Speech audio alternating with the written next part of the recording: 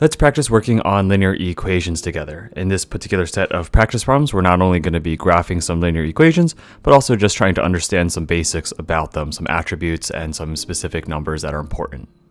All right, for number one here, we have this equation. We have y is equal to negative 1/2 x plus 5. So that's going to be our equation. Now, in terms of the slope, that's going to be the first thing we're going to look for here. Our slope is going to always be the coefficient for our variable of x. So right here, that's going to be this negative 1/4. So you can think about this slope as equal to negative 1/4. You could write it like this. You could also write it where you have a negative 1 over a positive 4. You can also write it as a positive 1 or over a negative 4. So there's three different ways you can kind of write this. All three of them are okay for the slope. Now, what about the x-intercept? For the x-intercept here, what we're going to do is this is where the graph crosses the x-axis. So this is going to be the x-axis right over here. Where does it cross it? Well, at any location on this x-axis, you can see that the y value is equal to 0. So what we're going to do here is we're going to take our equation and set this equation equal to 0, where y is equal to 0. So we're going to say 0 is going to be equal to negative 1/4 x plus 5. And then if you go ahead and take away 5 from both sides here, we're going to say that's going to be negative 5 is equal to negative 1/4 x. And then if you multiply both sides by negative 4, we're going to see that x is going to be equal to positive 20. So we can say here that our x-intercept, which we can't actually fit on this particular graph here, is going to be at 20, 0. All right, so we'll take a look and see what that would look like in a moment, but you might want to throw that onto a graphing calculator or onto Desmos to kind of see what that would look like. Next, what about the y-intercept? Well, the y-intercept is where the graph is going to cross the y-axis, which is this vertical line right over here. So notice, what do all the points along the y-axis have in common? Well, they all have different y values. However, they all have the x value of 0. So we would just take our original equation and make x equal to 0, and then we can solve for y. So if you go ahead and plug in 0 in for x, we're going to get y is equal to negative 1/4 multiplied by 0 plus 5. Negative 1/4 times 0 is just going to be 0. So we're going to have 0 plus 5. So we're going to see that y is going to be equal to 5 when x is equal to 0. So for our y-intercept here, it's going to be 0, 5. Now, what about 3 additional ordered pairs here? What we can do for this one is just go ahead and create different x values that you would like to put on the graph here. So let's find what if x is equal to, let's say, negative 4. All right, if we plug in negative 4 in for x over here, negative 1/4 times negative 4 is going to be positive 1. Positive 1 plus 5 is going to be equal to positive 6. What about another value here? Let's try something we haven't done yet. Let's do maybe positive 4. So if you do positive 4, 4 multiplied by negative 1/4 is going to be negative 1. Negative 1 plus 5 is going to be positive 4. So 4, 4 should be a point on this graph. And then finally, let's go ahead and try something nice like 8. Let's see, if we plug in 8 into here, 1/4 of 8 is 2, but it's going to be negative 2, plus 5 is going to be positive 3. So we're going to have 8, 3 here.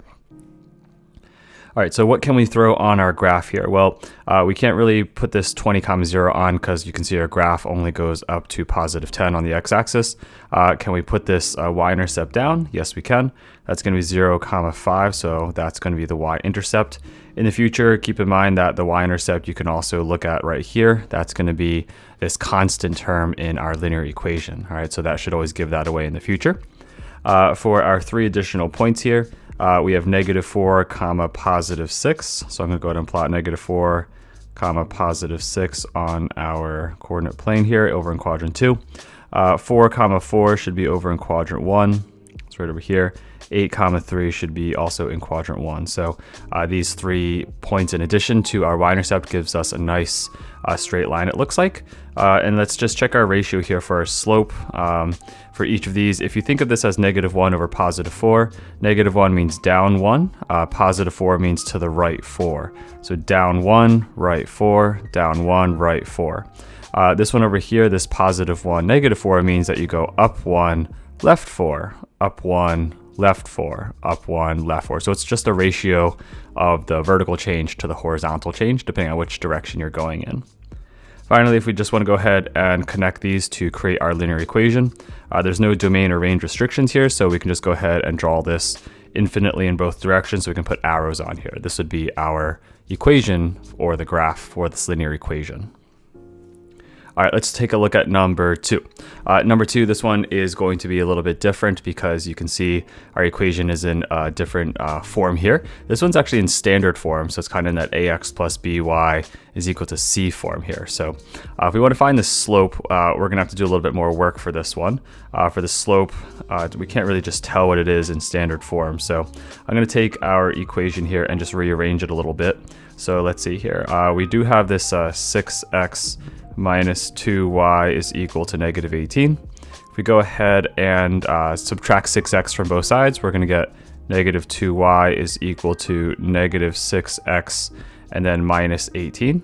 And if we divide both sides by negative 2, we're going to get y is equal to 3x plus 9.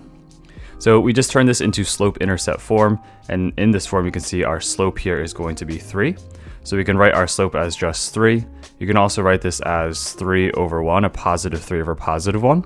Or you could also write this as a negative 3 or over a negative 1, just because a negative over negative is a positive as well.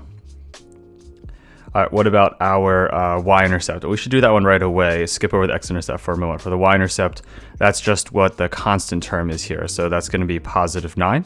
So I'm just going to say it's going to be 0, comma, positive 9.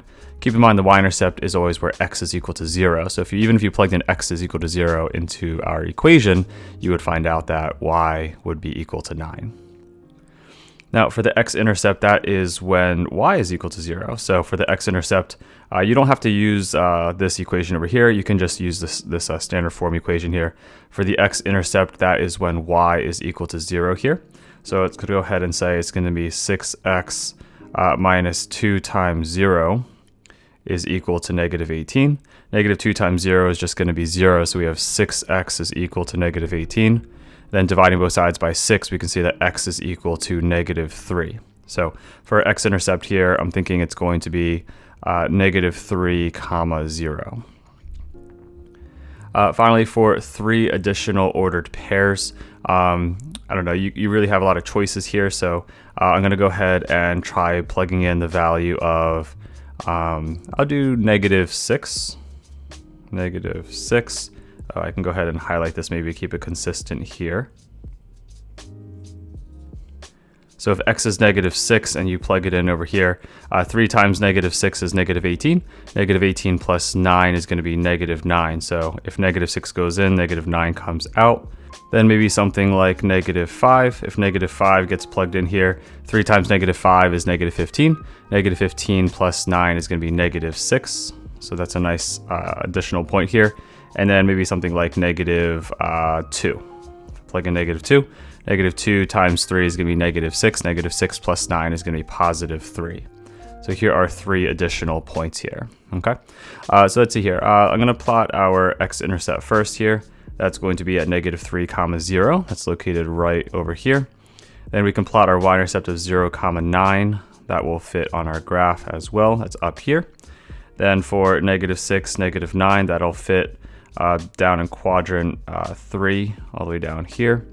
Then for negative 5, negative 6, that's also in quadrant 3, somewhere right like here. And then negative 2, comma positive 3, that looks like that would fit right over here. All right, so just double check our slopes too. If you see we have a ratio of positive 3 to positive 1, so you can see it's positive 3, positive 1. Here you can see it's going to be up 6 over 2, but 6 to 2 ratio is the same as 3 to 1 ratio. Here you can see it's up 3 over 1, so it's a 3 to 1 ratio. Here it's a 6 to 2, which is also 3 to 1. Basically any 2 points you can do the same thing here. Here you can see it's going up significantly more. This is going over to right 4, so it looks like it's going to be up 12 over 4, which is still 3 to 1 ratio. Okay, so finally what we're going to do is just connect these. There's no domain or range restriction here, so we can just go ahead and draw a nice straight line and throw some arrows on here as well to show this would be the linear graph. All right, for this next one, for number 3, we have the equation x is equal to -5. So this one's uniquely short here. If you have something like this where it's x equals -5, what we can see here is our slope is actually going to be undefined, but I'll try to go over that in just a moment here. The slope here, I'm going to just go ahead and write it's undefined.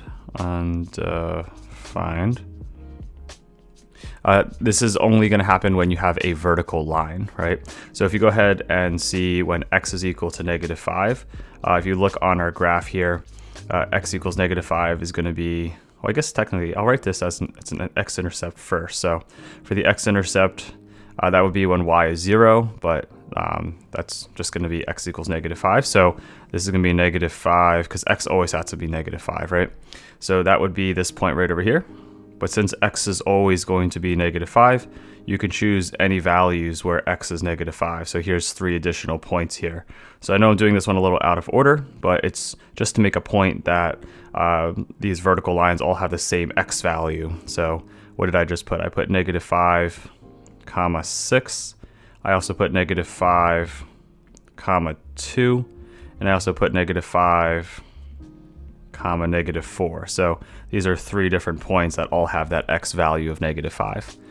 For the y-intercept, I saved this one just for a specific reason. If you take a look at our graph here, if you connect these lines, notice that it's actually never going to cross the y-axis, right?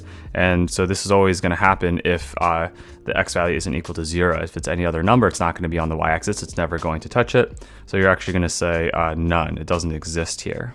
Okay, so for vertical lines, if you take a look at the slope here, the reason why it's undefined is because if you take a look here, there is vertical distance between these two, but there's no horizontal distance between them. So if you take a vertical change of, just say this is +4, and the horizontal change is 0, the ratio of 4 to 0, or 4 divided by 0, we can't divide by 0, so we wouldn't have a slope. Or rather, our slope would be undefined. We would not have a slope that is an actual integer value or a rational value. Okay. All right, let's take a look at a slightly different one. In this case, we have y is equal to 3. So it's actually kind of similar to the last one, but instead of x equals, it's y equals. So this one's actually going to have a y-intercept where we see the y value has to be 3. So I'm going to go ahead and say it's going to be 0, 3, because again, y has to be equal to 3 here. So I'm going to start with this one for a very specific reason, because y always has to be 3. So if y always has to be 3, then I could choose a few other points here where y is equal to 3. So for additional points, I would just actually start with those for these types. Let's see, we could say we have -8, 3, which makes sense. Our y value is 3. And then we can say we have 4, 3, which again, our y value is 3. And then finally we have 10, 3, which again, our y value is 3. So you can see if you connect or draw a line straight through all of these points, we get a horizontal line that looks like this. Okay, so y always has to be equal to 3 because our equation is literally y is equal to 3. Now, what about the x-intercept? Where does this graph cross the x-axis? Well, for the x-intercept here, it doesn't look like this graph is ever going to cross the x-axis, right? The x-axis is down here, it's below it. So I don't think it's ever going to cross it. So we're going to say this one doesn't have one this time. All right, the only horizontal line that would cross the x-axis is if it was on the actual x-axis, where y is equal to 0. And finally, I saved this one for last, for this is the slope.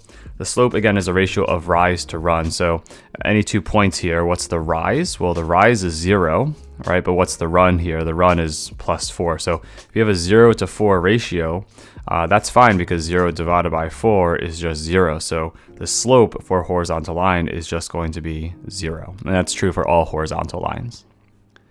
All right, for number 5, we have this equation y is equal to 3x minus 2. All right, for the slope, this one is really nice. The slope is just a coefficient here, so we can say the slope is going to be equal to 3. You can also say this is +3 over +1. You can also say this is -3 over -1. Those are all technically equal to 3.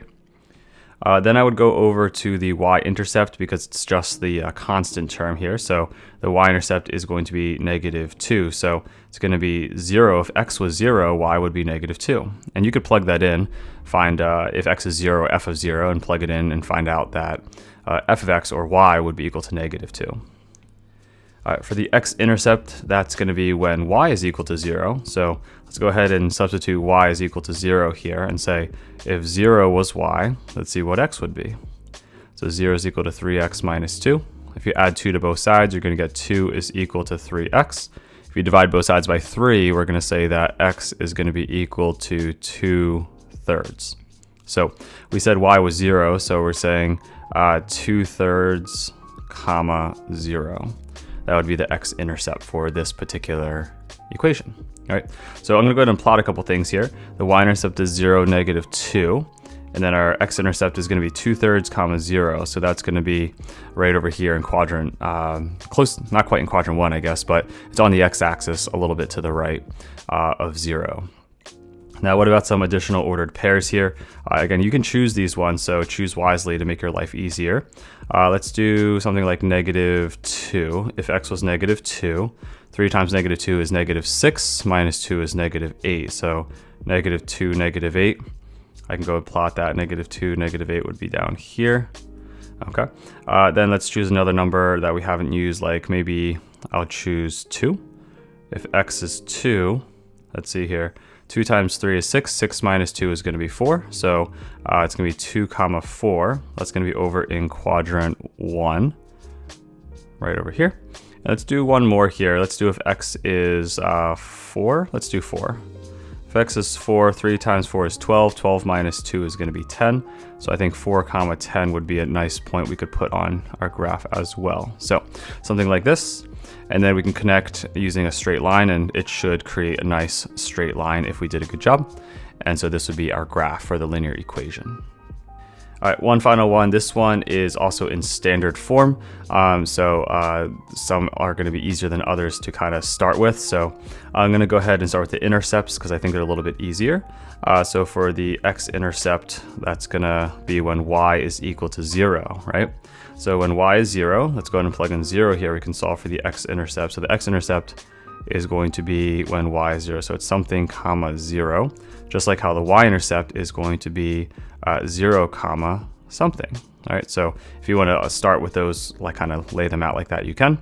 So let's do the x-intercept first. For the x-intercept, we're saying that y is 0. So it's going to be 2x minus 4 times 0 is equal to 10. So 4 times 0 is 0. So we have 2x is equal to 10. Divide both sides by 2, we see x is equal to 5. That's when y was 0. So we know this is going to be 5 comma 0. So we can go ahead and plot the x-intercept right over here. Now, what about the y-intercept? The y-intercept is when x is 0, right? So let's go ahead and substitute in 0 in for x. So it's going to be 2 multiplied by 0 minus 4y is equal to 10. 2 times 0 is just going to be 0, so we have negative 4y is equal to 10.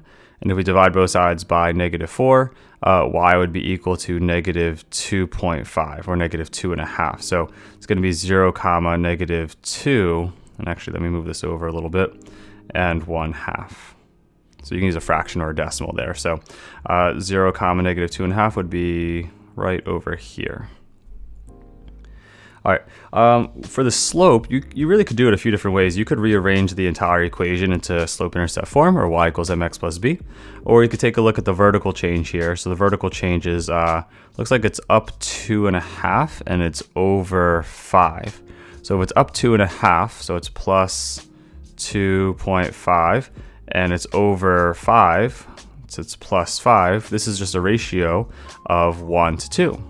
Right, or 1/2 here. So I believe our slope here is just going to be 1/2. You could also think about this as negative 1 over negative 2, because that's the same thing as positive 1/2 here.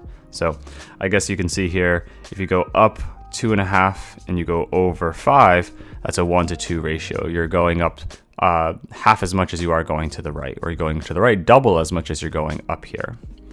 Let's do 3 additional ordered pairs. Let's do, I don't know, you really can choose anything. So I'm going to choose maybe if x is equal to, let's do 3. I'll do 3 here, if x is 3. If x is 3, 2 times 3 is going to be 6, right? So we have 6 minus, let's do 6 minus 4y is equal to 10.